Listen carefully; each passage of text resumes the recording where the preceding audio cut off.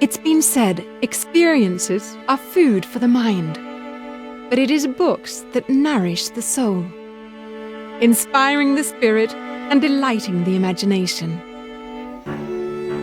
For me, there's nothing more refreshing than opening a book for the first time. It sends you to places you never expected, really allows you to deepen your understanding of the world.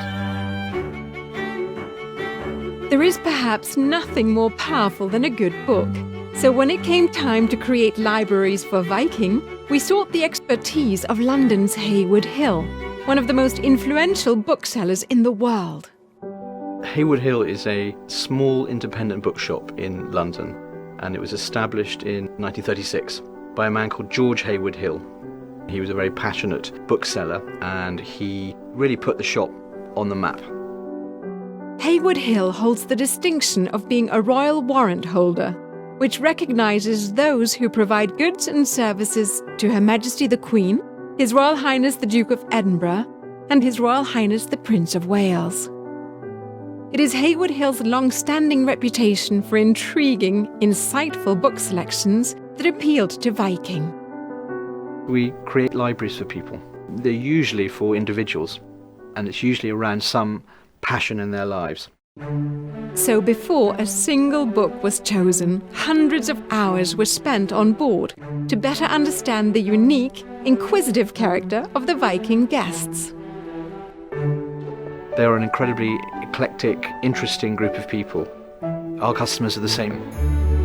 That group of people who travel the world, they have a very broad outlook, and they're curious, inquisitive, people who wanted to discover the countries, but also to be stimulated intellectually, wanting to explore in a meaningful way. This is exactly the sort of people who come into our shop all the time. Our ships often have subject-specific libraries, like legendary explorers or art history. And of course, there's a robust collection of books tailored to the regions you're sailing through. Other areas, they're devoted to the sort of things that you want to read when you're on vacation. Novels, novellas, short stories, diaries, and then lots of visually interesting books, art books, photography, things that we think will enhance people's stay on the ship. Every Viking vessel sails with an extraordinarily diverse collection of books, each one hand-selected to pique the curiosity of our guests. The whole ethos of our business is personalisation, but to make a good selection of books for somewhere like a ship, you need to have the person at the top really appreciating what the purpose of books really is. It's part of our commitment to share the world in a way no one else can. It's wonderful to think of our books that we've chosen, individually chosen, on board Viking vessels, sailing all over the world and giving pleasure to people all over the world as they travel and explore the world. That really gives us all a bit of a thrill, and we hope that the books we've chosen for them will really enhance their stay on board. At Viking, we recognise that sometimes a tiny thing, like the right book, can change everything about a destination. This exactly fits with our passion for introducing people to great books.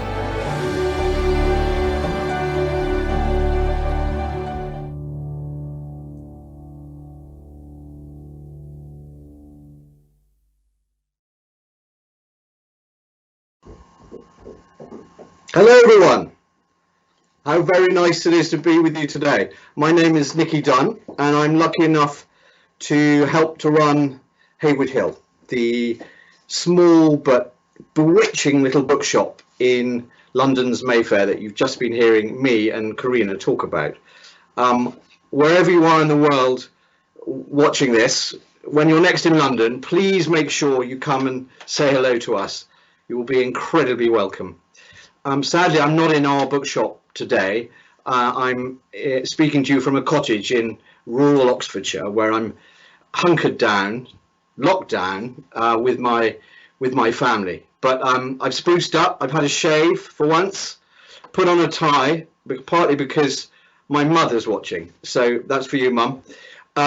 I'm going to speak for about half an hour about what we do and tell you a little bit about some of my adventures as a bookseller. And adventures is the right word, because this tiny little place, this little bookshop in the centre of London, has given me so much, and I hope has given my colleagues a huge amount too. We have a lot of fun working there, and we meet lots of interesting people, whether they're writers or publishers or customers, and those customers may be readers or collectors. And it's been one of the great adventures of my life to run this little place, and it's taken me all over the world and all over Britain, and into the homes and into the locations of all sorts of different libraries that we've been working on, not least different Viking vessels. So I'd be delighted to answer any questions you might have at the end. I've actually already had 5 since we started, so that's exciting, and I'll get to them when I finish my talk. But you can write in using the button, which hopefully you can see now. So my talk is entitled Confessions of a Librarian. Well, the first confession is that I'm not a librarian. They are academics, scrupulous, meticulous, fastidious academics. And I am a mere amateur librarian, if I am a librarian. More than I'm along with my colleagues, an assembler of libraries. And I'm no book collector, I'm a amasser of books. My house is full of books, which I can go on to talk about a bit later on. But I'm not a librarian, and I revere librarians. And I don't want you to think that I am one. But if there's one enterprise where I am a bit of a librarian, it is with Viking. And that brings me on to my second confession, which is I love Viking. I mean, what is not to like? It's an incredible company, led by that unbelievable dynamic duo, father and daughter team. What a pair they are. I don't know Mr. Hagen well enough to call him Tor, but he has created something quite extraordinary that we are all lucky enough to feel very much a part of. And as for Karina Hagen, well, Karina, as we all know, is something else. She makes every single one of us feel like we are her personal guests. And I have Karina to thank for Viking's incredible support of Heywood Hill over the last 5 or 6 years, and supporting us in so many ways. You've heard a little about what we've done for Viking, and I'll come back to talk about that a little later on. But what is Heywood Hill, and what makes it so special? Let me give you the 2-cent tour of the shop and our history. We're situated in the centre of London's Mayfair, on Curzon Street, near Piccadilly. It's in the heart of, and has its roots in, at least how I like to think of it, the sort of village feel that London used to have, the village of P.G. Woodhouse's Mayfair. And here's a picture of, talking of Woodhouse, of Stephen Fry. You may have seen Stephen Fry playing Jeeves in the brilliant television adaptation of the Jeeves and Wooster series of books. And here is Stephen very kindly. I should say that I am going to do some name dropping in this talk, so prepare yourselves. Here is Stephen kindly opening a Woodhouse exhibition that we put on a number of years ago. That's not a Photoshop pig, that is actually a Berkshire sow. Her name was Gloria. We christened her Empress of Mayfair. But we put on an exhibition to celebrate Woodhouse. Stephen opened it with a bit of help from Gloria. And we filled the shop with Woodhouse memorabilia and material. Thanks to the generosity of the Woodhouse family and his descendants, we had his typewriter, his umbrella, his golf club, even the cow creamer that he was given, having written about a cow creamer so famously in one of his best stories. So we filled the shop full of Woodhouse material. Why did we put on the exhibition? Partly to attract some people into the shop, which is one of our main tasks, but also because we revere Woodhouse, and we revere all writers that stand the test of time, and even some that don't. But also we wanted to reflect the fact that Mayfair itself is so redolent of Wodehouse and the man and the writer. He used to live in Mayfair, as many of you I'm sure know, between the wars and up on Dunraven Street near Marble Arch. And he used to walk down every day to Charles Street, which is just around the corner from Heywood Hill. And he would work with his collaborator Ian Hay on Charles Street. And I like to think of him walking down Curzon Street, as he surely must have. And right across the street from where he worked is a pub called the Only Running Footman, and that was the setting for the club that he made Jeeves a member of, a club for gentlemen's gentlemen, and that always makes me happy to think about it. The point is, we love good writers, and generations of Heywood Hill's talented, sensational booksellers have got to know the writers of their time whilst working in the shop. We've been here on Curzon Street since 1936, and in some ways not much has changed, both physically and in our approach to bookselling. We get to know people, we get to know our customers, and we try to help them in any way that we can. There's a strange physics about the shop. You might be able to see it now, the inside, and coming on to see the interior. It's absolutely tiny, but there is a considerable gravity to it, a mass that draws people in, both readers and collectors, and from all over the world. I find that very romantic. There's something very romantic about it. I sent this photograph to one of our customers in Manhattan, knowing that she had been coming to the shop since the 1940s. And she said, "Oh, it's just how I remember it." And that was nice to hear. Part of the romance of the place comes from the fact that our customers are from all over the world. At the last count, at least 75 countries, and from every single state in the United States. So it's very special in that respect. Our catchment is the world. A few years back, I got an email from a man called Amit. He was then an American diplomat stationed in Israel, and his girlfriend Miriam was also a diplomat, but she was working back in Washington at the State Department. And Amit's email's subject line read, "May I propose to my girlfriend in your bookstore?" I said, "Of course," and we began plotting. He wanted to propose to her by arranging for her to pull off our shelves a first edition of her favorite book, for her to open it up, and inside he was to have inscribed, "Will you marry me?" So we started plotting. Now, her favorite book just happened to be The Great Gatsby by F. Scott Fitzgerald. And what Amit didn't know was that a decent copy in first edition of Gatsby, published in 1925, starts at around £30,000. And a first issue dust wrapper, as here in this picture, goes for at least double that. So this was a bit of a shock to him, and he gulped. But we suggested that there was a handsome and much more reasonable copy to be found in the Bodley Head collected Fitzgerald, and that would serve very well. So we shipped it over to him in Washington. He wrote in it actually quite a long inscription, which ended with "Will you marry me?" And then he shipped it back to us. I didn't actually read it until after the event, but we put it in our cabinet in the front room of our shop, and we plotted away. So he arranged to have a romantic weekend in London, midway between Washington and Tel Aviv, and on the Saturday morning they were walking past our shop, and he said, "Oh, look, a bookshop, shall we go in?" And Miriam agreed, and they came in, and I welcomed them and started banging on, as I am now, about our bookshop and its history. And I could see Amit looking a little green and sort of moving around on his feet. But I asked Miriam if she could share who her favorite authors were, and luckily she said Fitzgerald. So I said, well, that's a great coincidence, because over there in the cabinet we've got a wonderful Great Gatsby with an extraordinary inscription in it.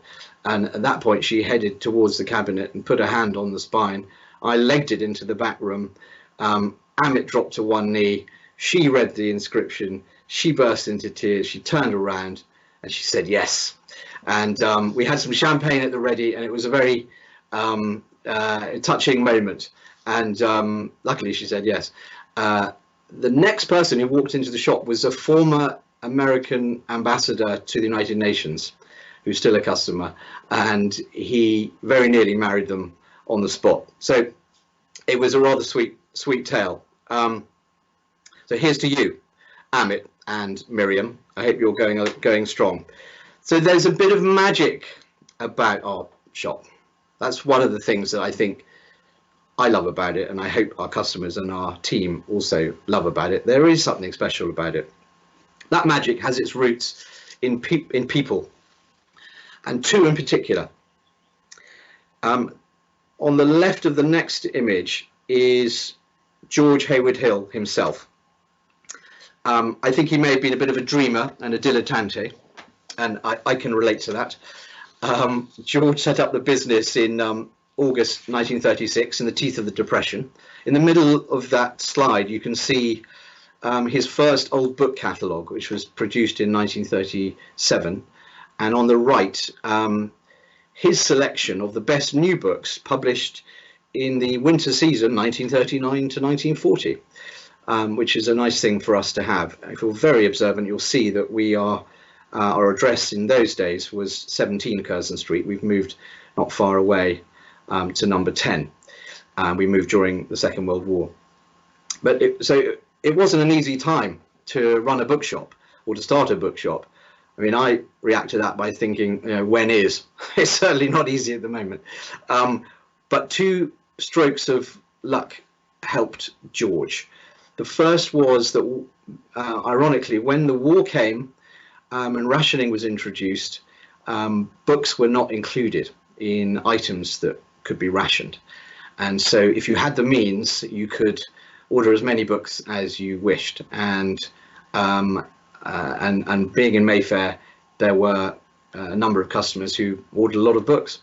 My own grandmother introduced me to the shop for the first time. She was a lifelong customer there, and I like to think of her pottering into the shop during the Second World War, perhaps going to see the other bit of good fortune that George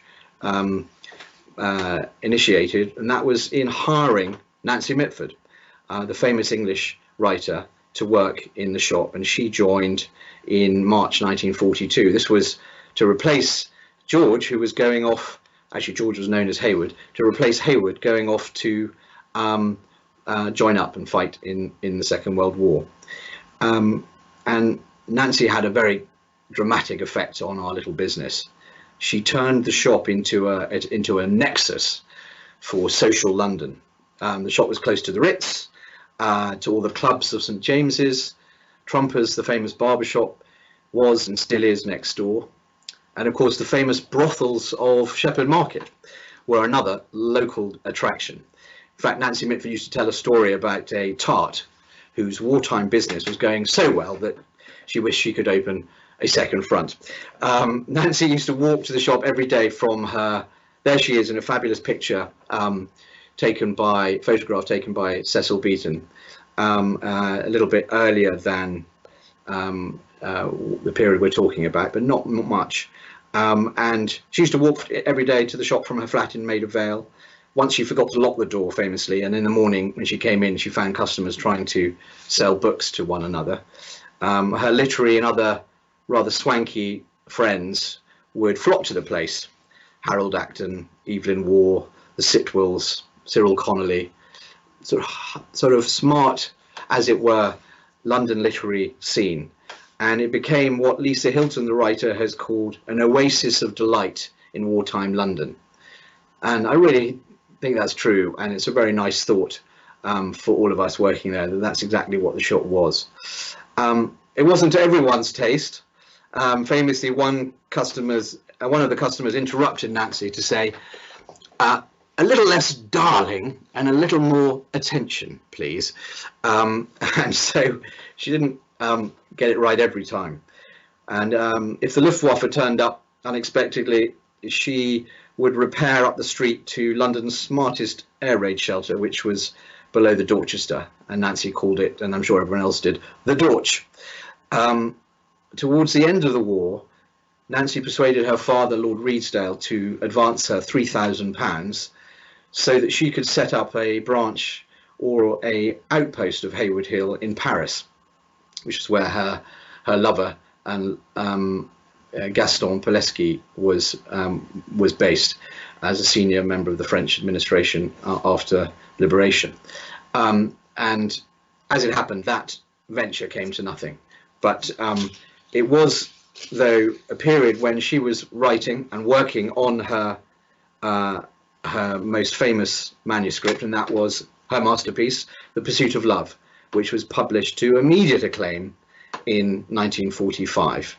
And after that, she earned quite a bit of money from the publication, and she stopped working in the shop, and in a way never looked back. But that's not quite true because of something I'm going on to say. But she then became a professional and successful writer, not just of comic novels, but also biographies and other books of non-fiction. But she had firmly established our little business as a social and cultural centre, and we're still in her shadow to some extent, and delighted to be so, because the style that she engendered of people coming in and being known by the booksellers is very much still true today. And our little shop has been teeming with writers ever since. It's full of ghosts, though, not just literary ones. Actually, it was Cyril Connolly who refused to go downstairs in our shop because he said there were too many ghosts and he didn't want to encounter them. But not just literary people know the shop. Mayfair used to be at the heart of London's intelligence community back in the Second World War, and from then for the immediate decades thereafter. So much so that famously John le Carré set a scene, it can sort of symbolically set a scene in Heywood Hill in his novel Tinker Tailor Soldier Spy, and that's because MI5 used to be on Curzon Street, up the street from us. The CIA are still in Mayfair and are not far away. In fact, a few years ago, a lady came in and asked for me, a very well-dressed lady, must have been in her late 70s or 80s, and she was very softly spoken, very charming, but modest. And she said that she'd been a secretary in MI5 in the 1960s. She'd been she was a very intelligent woman. She had graduated in a degree in chemistry at Cambridge, but the only job available to her as a woman was secretary. So she took that job on Curzon Street, and but she told me, she wanted me to know that when she came down from Cambridge, as it were, she'd hardly read a novel. She'd been so focused on her chemistry, and she knew that she wanted to rectify this. So she used to come into Heywood Hill 2 or 3 lunchtimes a week, and the then manager, who went by the delightful name of Handyside Buchanan, he kept a pile of books for her in the back of the shop, and she would read her way through the entire English canon over the course of a decade or so, or quite a big chunk of it, but never bought a book, of course, but it's still a rather nice story. So the shop has always felt like a crossroads, at the centre of something, a meeting place, and that word again, an oasis, we hope, of civilization. Civilization for me means books. It means open minds and exploration of writers. Nancy Mitford, just going back to her briefly, she provided the link and the introduction, I believe, to the other incredibly important family in the history of our little shop, a related family. Nancy was one of the famous Mitford sisters. Some of you may know and have heard of them or read them, other than Nancy. The youngest of whom was Debo, Duchess of Devonshire, who you may be able to see shortly. Debo lived 2 streets away from the shop with her husband, Andrew Cavendish. Well, I've got my slideshow slightly wrong here, but there they are. There's Debo on the right hand side as a young woman, a girl in fact, collecting eggs, for which she was famous, and on the left her husband in towards the end of his life, Andrew Devonshire, in his personal library at Chatsworth, where he lived. And they lived in London, though, before they became Duke and Duchess of Devonshire. They lived as Andrew and Debo in Cavendish in 2 streets away from Heywood Hill in Mayfair. Andrew was a tremendous bibliophile and a huge supporter of Heywood Hill as a customer, so much so that he was persuaded by one of my predecessors, the legendary bookseller John Summeray Smith, to his friend and manager of Heywood Hill, to become the majority shareholder in our business back in 1991.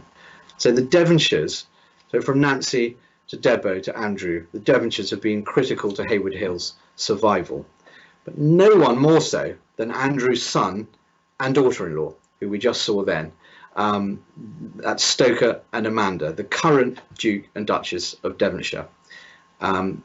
They live here at Chatsworth House in Derbyshire, and you should be able to see shortly a little clip of that extraordinary house known as the Palace of the Peak. Chatsworth is not only the finest stately home in England, but under Stoker and Amanda's stewardship, it's become arguably the most dynamic and exciting historic house in Europe. Stoker and Amanda have not just provided financial support to Heywood Hill, but they've provided limitless supplies of equally important encouragement and moral support. And not just that. And the next slide you'll see there is the house in all its glory. It's been completely renovated and restored by Stoker and Amanda over the last 12 years, and it is absolutely magnificent, and with at least 2 rather special libraries, and this is the main library, which is a wonderful place filled with treasures. Moving on, it hasn't just been moral support. That's the other library in the house, which was having some books moved around in it when that photograph was taken. But so it's not just moral support. So there is the Duke in the shop, and he was once there when an order came in from Anna Wintour from Vogue's office in New York, and Miss Wintour, through her assistant, was ordering a book. It was just a paperback, and we were going to send it to New York. Luckily we had it in stock. Well, the Duke said, "I'll take it," and so it was arranged for him to go to drop the little book off, because he was on his way that evening to Heathrow to fly to New York, and he kindly went by way of the Vogue offices in Manhattan. And I remember he was incredibly impressed, because he asked them in advance, well, they asked him rather, if he would like still or sparkling water when he arrived. And when he duly arrived and said hello to Anna Wintour, and handed over the Heywood Hill wrapped book, he found a small glass of iced sparkling water waiting for him, and he was very impressed by that. He wanted me to be very impressed by that, which I duly am, and we have, I think, plenty to learn from that level of attention to detail and Anglo-American hospitality. So the shop has a wonderful and living heritage, and this gives it an atmosphere all of its own. But I don't want to make it sound like a museum or a kind of relic. It's not. It's a living, breathing, energetic place, and that energy comes from one thing: incredible people working there. And that's a shot of some of the current team. There are actually 20 of us working in the business at the moment, and we're all passionate about good books. We come from different countries, backgrounds and sensibilities, but we all share a great love of good writing and of the importance of good books, and physical books too. I think of a book in, a physical book in one's hand a bit like a pool of cool water. You can fully immerse yourself in a book, and the quality of attention you give to a physical book is quite different, in my opinion, to the experience of reading on a screen. So we love good books, and the shop has always existed to introduce people to them. And together as a team, we've devised ways that we can be useful to readers and collectors all over the world. And we had to think, how could we replicate that experience of coming into the shop and getting a recommendation in person for people who were not in Mayfair? Inspiration came from this lady, Patricia Lovejoy. Patricia, that's a picture of some years ago, she won't mind me saying, lives in Hartford, Connecticut. And this is actually, I think this picture was taken when she was at Harvard Business School. Patricia rang the shop back in the early 70s and asked us to send her a few books. What is remarkable is that well over 40 years later, every month Patricia receives a book from Heywood Hill, if not 2 or 3. She's so well read that she tells our booksellers what she'd like to read, I think, or at least she asks them to explore some random esoteric subject, and gets them to find interesting books for her to read. But we realized that if Heywood Hill could work for Patricia in Hartford, Connecticut, surely we could make, and when she'd actually only been to the shop twice in her life, surely we could make it work for other people. And so our famous monthly book subscription was born, and that's called A Year in Books. And here's a very short film about it.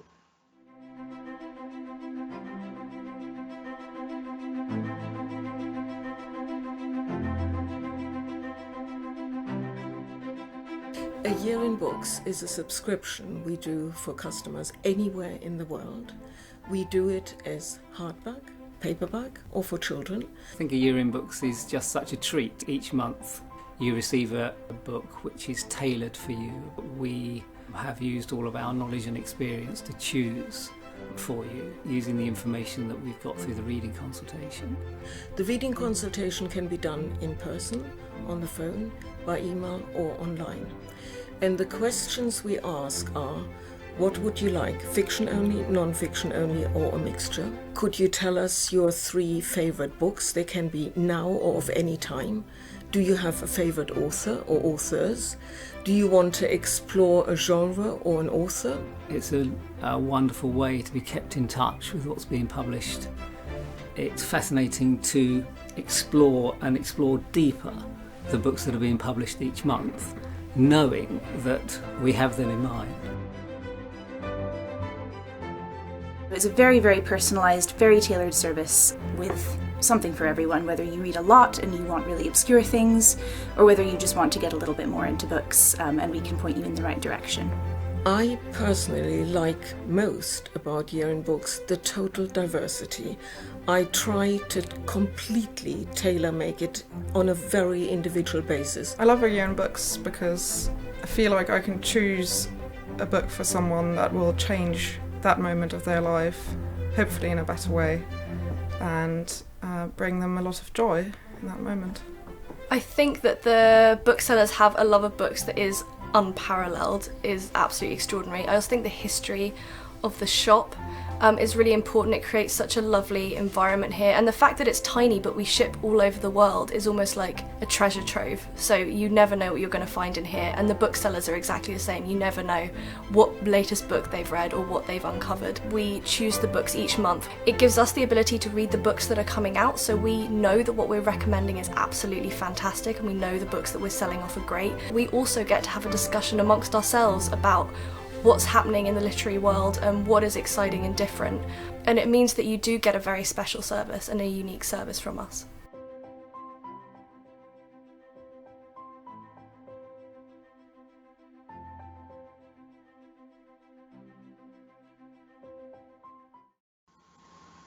Oh, it's so great to see the shop, which I haven't been to for a little while, and to see it filled with books and with our team, all of whom you saw in the video, are still working with us. And it's such a shame that it's shut at the moment, but actually we're still able to operate our subscription service remotely, so that's still going very well.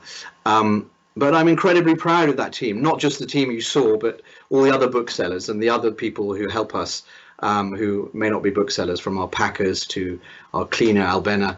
Everyone who contributes to our little business is, it does contribute a huge amount. We're a real team, and it's great to see them. But I am very, very proud of our booksellers. On average, they read 100 books a year. I don't. I read 10, 15 books a year if I'm lucky. But my team read at least 100 books a year, or on average 100 books a year. And that's not an exaggeration. It's an incredible fact, and I think it's a very special thing. There's Cami, who runs the subscription service. That a team of 6 booksellers look after our thousands of subscribers of all ages, all over the world. And the feedback we get is overwhelmingly positive. And we know how much our service means to so many people. It's really for people who value having a bookseller in their lives for a year, someone who gets to know them a little bit, certainly gets to know their taste, as in Patricia's case, gets to know their taste extremely well over the years. But we all firmly believe that a good book is the ultimate antidote to isolation of all kinds, especially now, of course. A book is like a landscape that you cross as you read it, a mountain that you have to climb. It's accessible to all, but it's known to you uniquely as you read it, and in the context in which you read it and encounter it. So that's our subscription service, which is at the heart of what we do, recommendations. But now we come back to Viking. And here's a picture of me in Dubrovnik, a holiday snap, as it were, but it was a work trip when I went aboard the Viking Jupiter. I think it was back in 2013 that we first started working with Viking.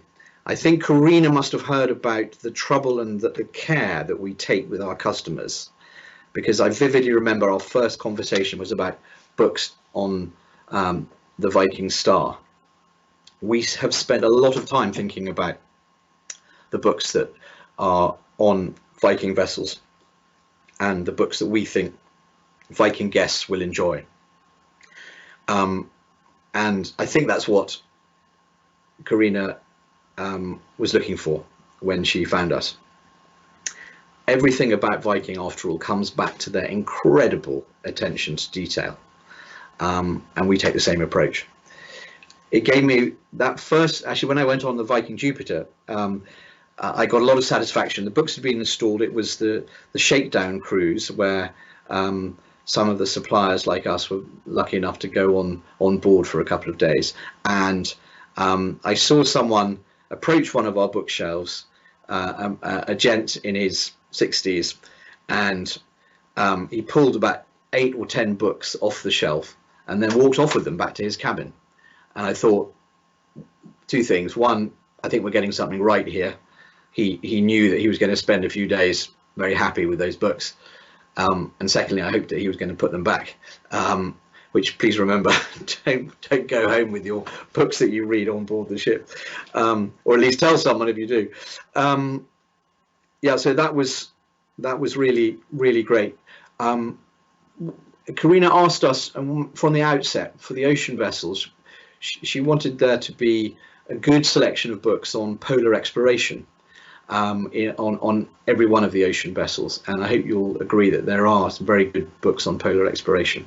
But when we were given that task, and it's the same with other libraries we've assembled, it wasn't an area that we knew a huge amount about. We did some research, but as often happens, part of our role and our job is to find someone we can work with who has the expertise that we may not have. And in this case, that person was a scientist called David Walton.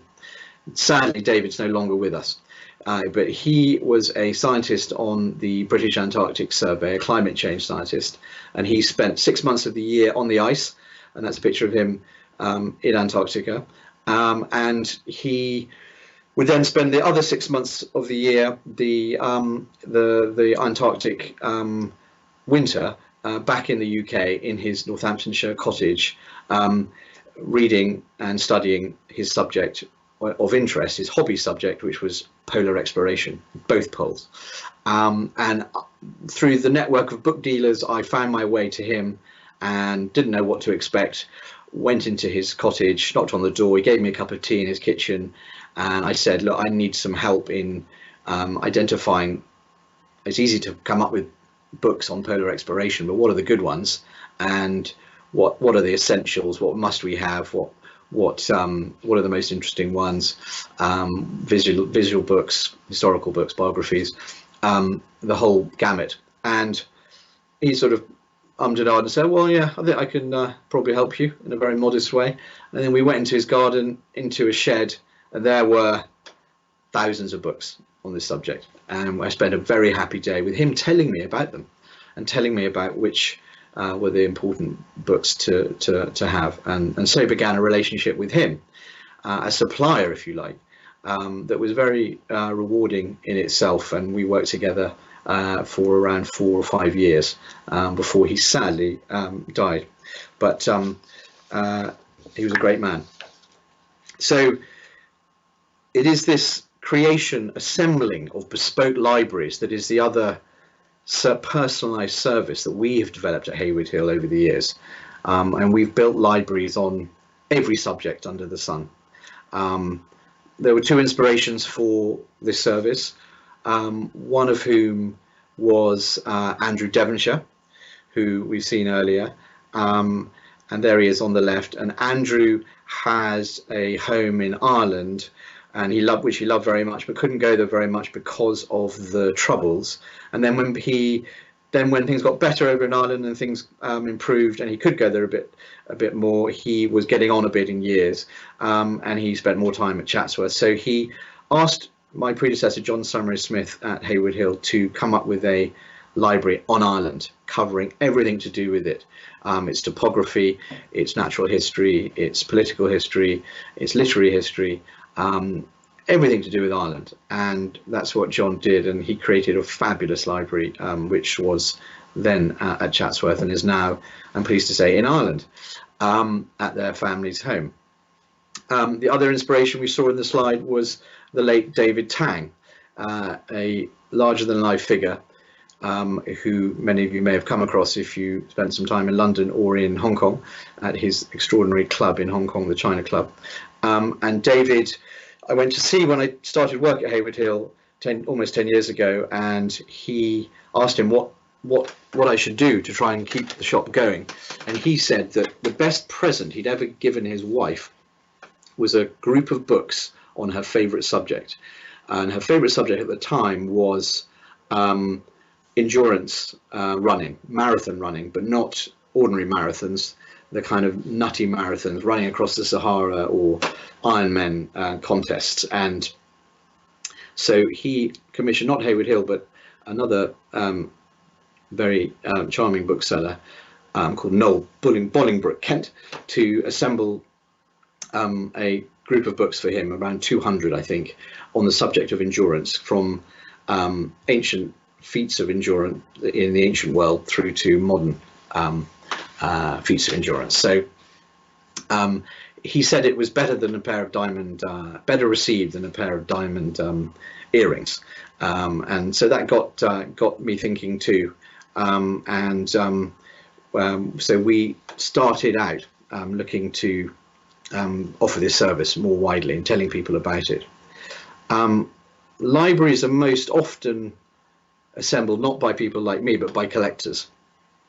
And I'm often asked, why do people collect books? Not just to have a group of books, but why do people actually collect them? And I found a quote from John Milton, writing in his Areopagitica, And he wrote, "Books are not absolutely dead things, but do contain a potency of life in them to be as active as that soul was whose progeny they are." So the potency of the author is still there, present in the books, long after the author has died, as we know. And I like that image very much. I also like the idea of that potency being physically there on your shelf. The books are closed, they're mute. The voice of the author is mute until you open them, but they're there almost gagged on your shelf, jostling there next to each other. Cardinal Newman next to Christopher Hitchens. People that are strange bedfellows, you can put them and enjoy them in their proximity on your shelves. One of the pleasures of having a home library. Most people start collecting books in the same way most people start collecting anything, just fixing on something and then deciding to amass objects. But I think the true collector has a higher purpose. The old editor of the Times, William Rees-Mogg, put it this way: collecting both words and objects. In collecting the words, the collector is taking the ideas and visions of other men and women into their own mind. And in collecting objects, they're collecting the history of the transmission of those words. So a book collector who, I like that, the transmission of those words, and that is why the objects themselves are so interesting and perpetually interesting.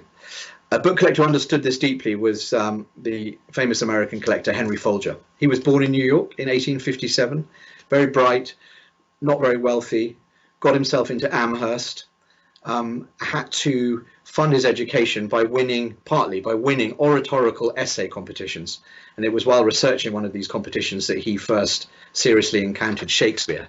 There he is on the left as a young, thrusting, rather sullen looking man, and then as a more benign figure later in life. So he encountered Shakespeare as a young man, and then age 24 he went to work for John D. Rockefeller and ended up running Standard Oil with Rockefeller, and so began his lifelong quest and mania for material relating to Elizabethan theatre and Shakespeare in particular.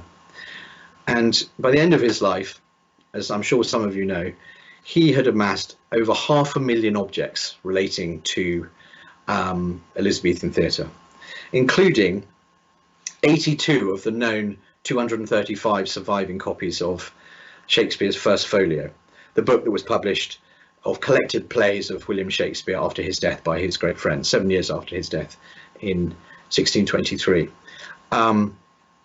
And that Folger Shakespeare Library that was established to house his collection, actually the foundation stone was laid by Folger and he died shortly afterwards after a long battle to get hold of the site on Capitol Hill in Washington. He finally got the last holdout from the houses on the street, and he could buy the last house, and then he flattened it, and this extraordinary institution was created. And so by assembling books in a sort of mania, which engulfed him for sort of 40 or 50 years, assembling books, not just books, playbills, everything to do with Elizabethan theatre, he has created something for the world that will endure. And I think that's really wonderful, a great resource for the world. So amassing material on a subject is a very good thing. The power of these objects, though, is often very palpable. It was brought home to me a few years ago.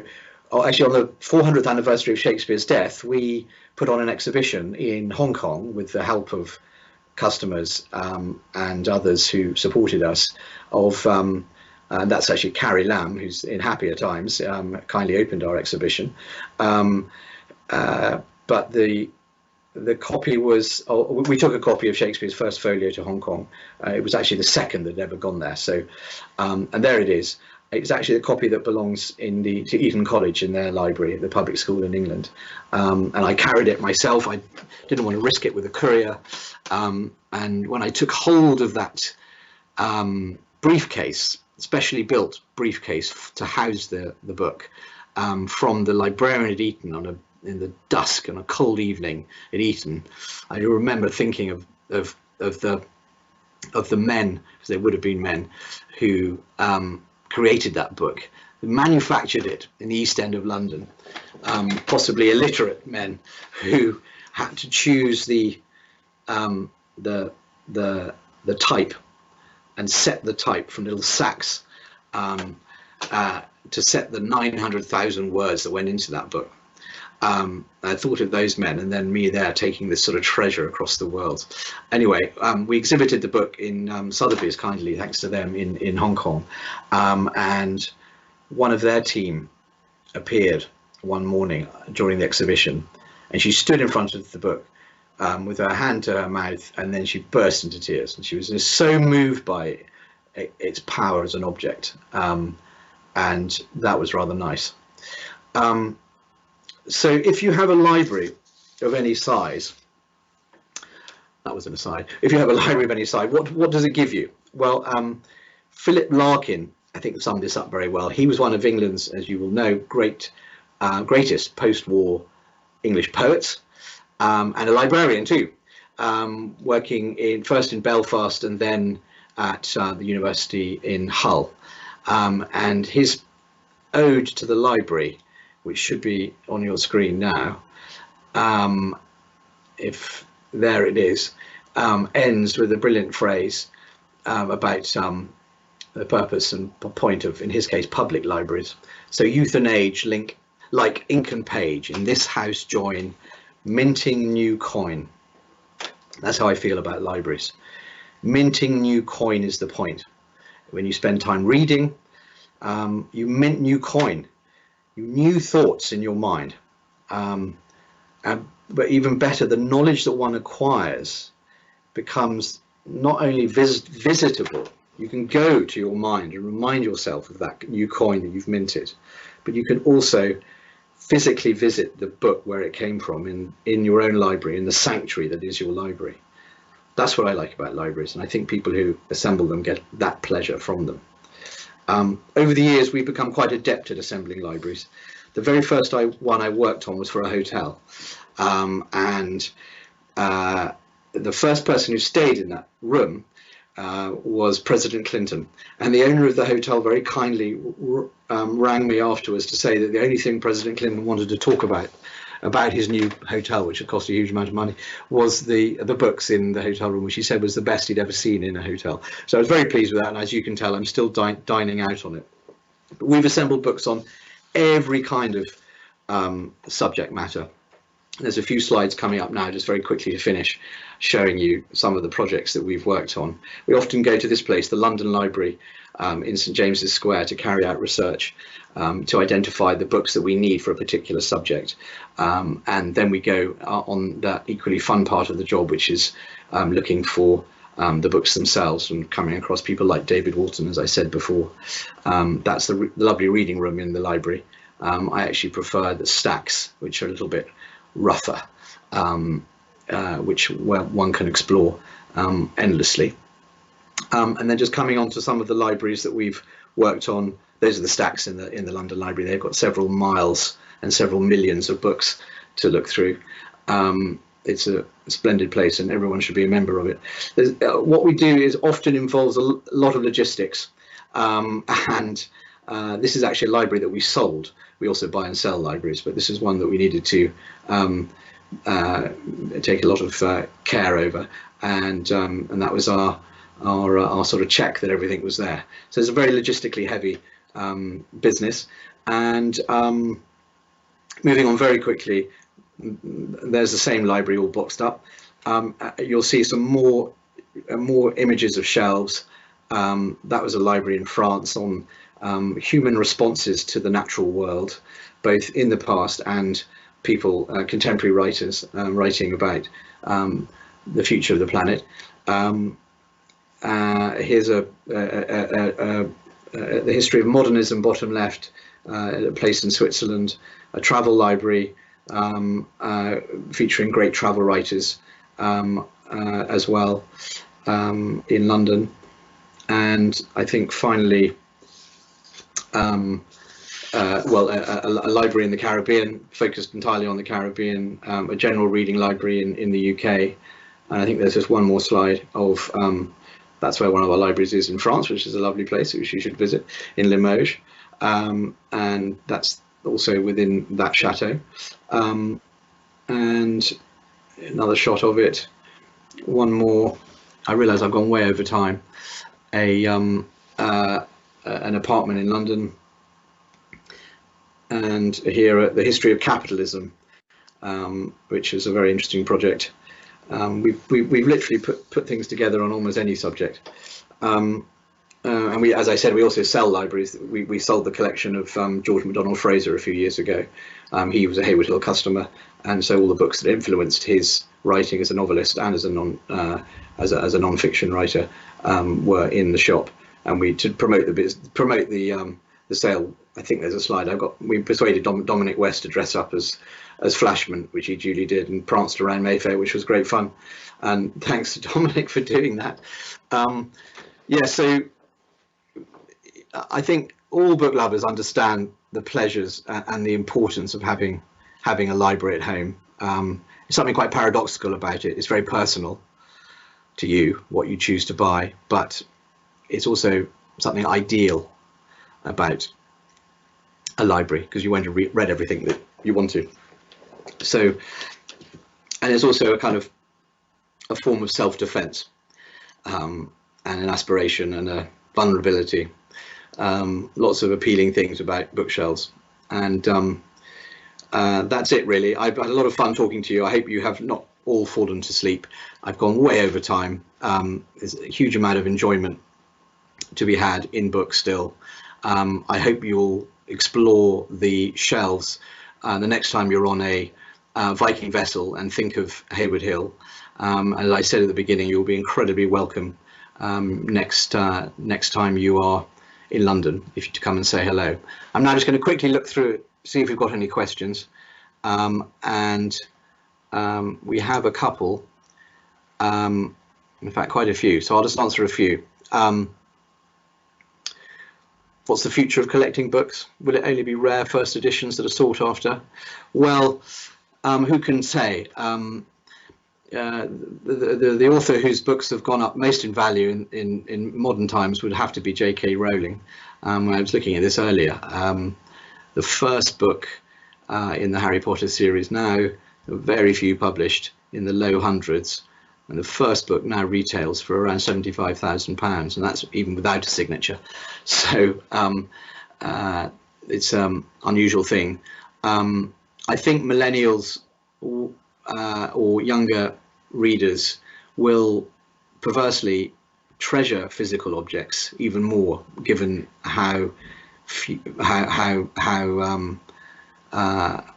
much time they spent in a digital electronic format in other ways. So I think millennials will and younger readers will collect avidly. The biggest surprise, what was the biggest surprise to come through the door in terms of a book? Well, this was actually a book that belonged to another dealer, and I borrowed it in order to try and sell it to one of my customers. And it has to be Lord Byron's copy of Frankenstein, inscribed to him by Mary Shelley. It's actually a 2-volume book, was published in 2 volumes originally. This was only the first volume, but still a very humble object. But opening that book up, it literally put hairs onto the back of my neck. Unfortunately, it didn't excite my customer so much, but he didn't buy it. But it was a remarkable thing. I think it was offered for sale at about £350,000. Pretty cheap compared to a painting, considering the influence of that book in so many different ways. What might be the most rare book? This is Lowie Jones from St Paul, printed in the 20th century, that you would love to discover in that proverbial box of books from someone's attic. Well, from the 20th century, I would say that it would have to be James Joyce's copy of Ulysses. When Ulysses was published in 1922 in Paris by a fellow bookseller, much more distinguished bookseller than me, Sylvia Beach in Paris, she promised to produce 1,000 copies, and I think she promised to produce the first 100 on day of publication, but she only managed 2, and one of them she kept for herself and the other she gave to Joyce, and I would absolutely love to find that book. What else have we got here? If one is a subscriber, are chosen books in your shop? Well, no, the books can be anything that's published today, or anything that's still in print from the past. Right now, as I said, our booksellers are all working from home and thinking about their customers and sending books to them, not via our shop, but when the shop reopens, it will all happen again in the shop. And the point is, you have an interview, you have a chat with our team and with someone on our team, or you fill in a form, or you come into the shop, but you can certainly do it remotely online. And it gives us a sense, a flavour of your interests as a reader, and where you are in your reading, and what you'd like to do with your reading in future. And that's the starting point of what is supposed to be a dialogue that can last a long time. Do I personally ever read digital books? I don't, and I'm not against them, but I'm not against them too much. I like listening to audiobooks. I'm afraid I'm just stuck in the physical book world, and I like the sense of satisfaction that it gives me by just having them in my hand. There's a famous book collector who when asked what pleasure he gets from his books, he said they give him the same sense of, he's a rare book collector, the same sense of confidence as a loaded gun. I don't know quite what he means by that, but that's not how I feel. But I do like physical objects and reading them.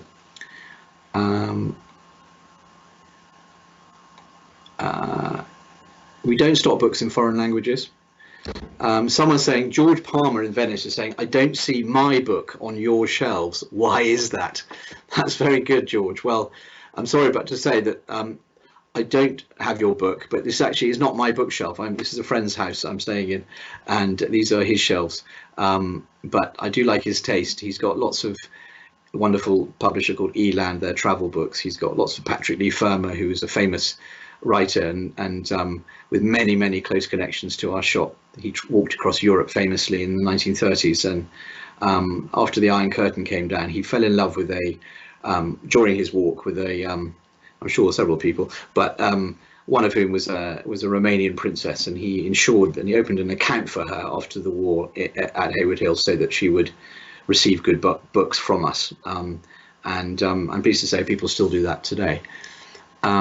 Is there a way to buy books from your shop overseas? Yes, we ship all over the world, but right now in lockdown, it's really our subscription service that's working internationally. Any comments about similarities and differences with 84 Charing Cross Road? Well, people often make that comparison, and I couldn't possibly comment. My mum loves her year in book subscription I gave her for Christmas. Alicia is a wonderful lady who picks the perfect books for her, and that's from Karen in Greenville, North Carolina. There are as I said, the 6 members of our team and the wider team are all fantastic booksellers, and so it's very nice to hear that, and we get a lot of that sort of praise.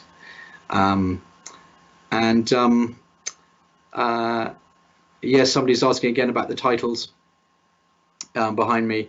Who else has he got? He's got a little bit of Peter Hopker and Peter Fleming. He's quite an adventurous soul whose house this is, and he travels a lot. Doesn't Heywood Hill also sell beautiful objects and curiosities as well as books?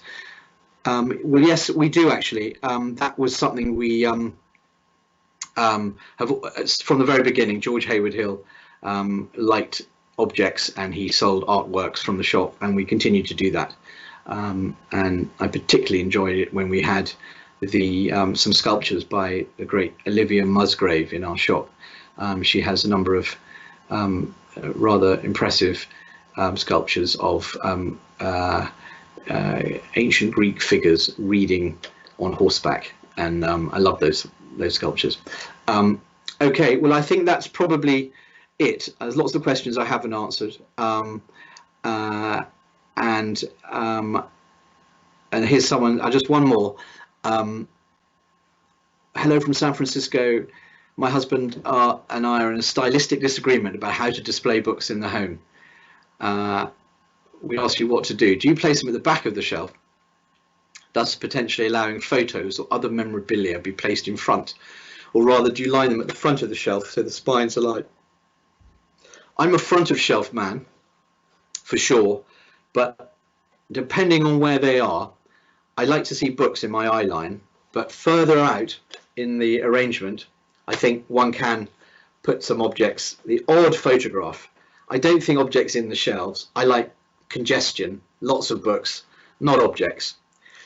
That's my view, but that's just me. One more, might your services include working with small boutique museums on establishing collections? Oh yes, absolutely. We certainly do that and work with lots of institutions. Once you put together a special collection for a customer, do you make the list available to others who might be interested? I'm afraid not. That's very much part of our intellectual property, put it that way. We don't like to hand those lists over because a lot of effort has gone into them. So I think that's it, and I'm going to say a huge thanks to Viking for having me. I'm sorry for overrunning a little. A huge thanks to Karina for inviting me to do this, and to James and Bryony for setting it up, and to you all for tuning in. And I look forward to meeting you, and I hope you're going to enjoy the rest of what Viking.TV has to offer over the remainder of this week and into next week. I'm certainly going to check out Mona Therese on the weekend wellness session, and I hope you will too. Okay, many thanks. Bye.